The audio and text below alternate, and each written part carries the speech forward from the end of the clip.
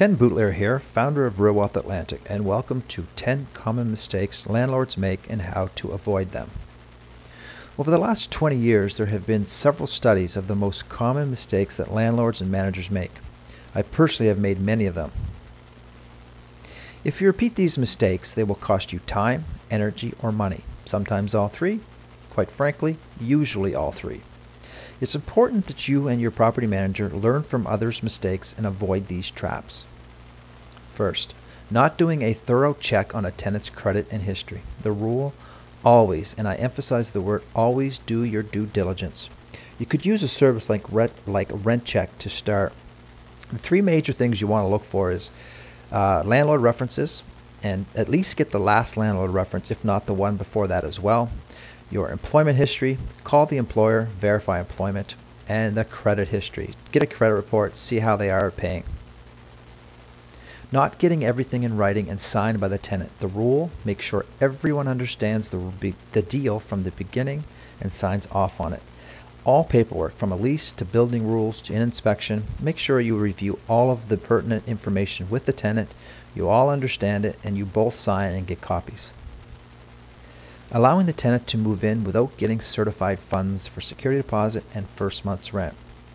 The rule, having money in your hand and not empty promises.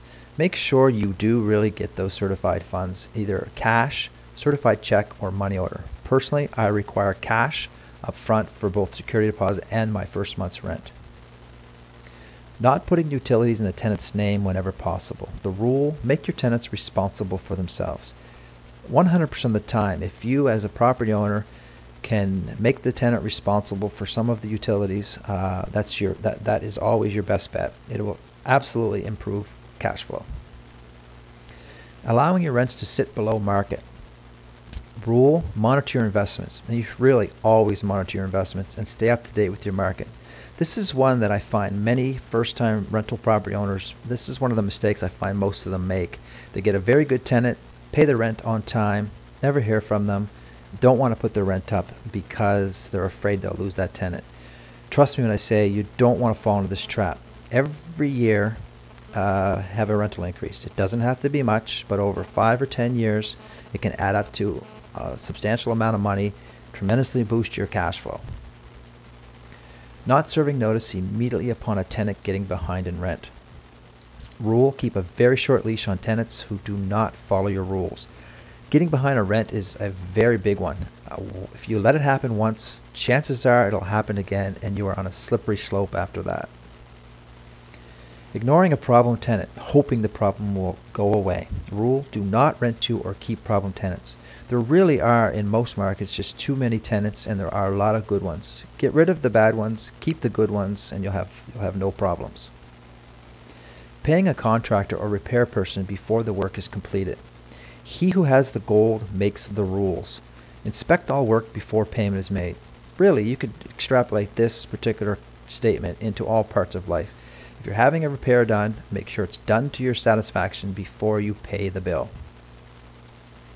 Not inspecting your suites on a regular basis. The rule, what you do not know can and usually does hurt you.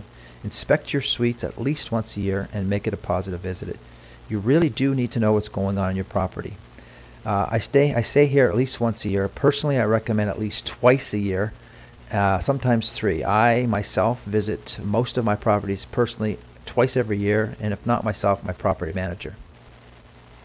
Not completing a full inspection when tenant is moving out and automatically giving their security deposit back.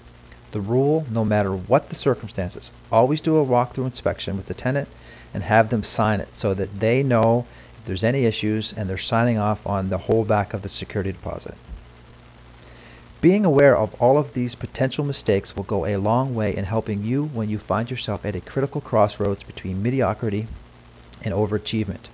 The key for you is keep moving forward. Find a good real estate education program, surround yourself with like-minded positive people, and most importantly, stick with a system that is designed to help you achieve and fulfill your personal goals. Today is a great day to stop dreaming the dream and begin living the dream. Thank you.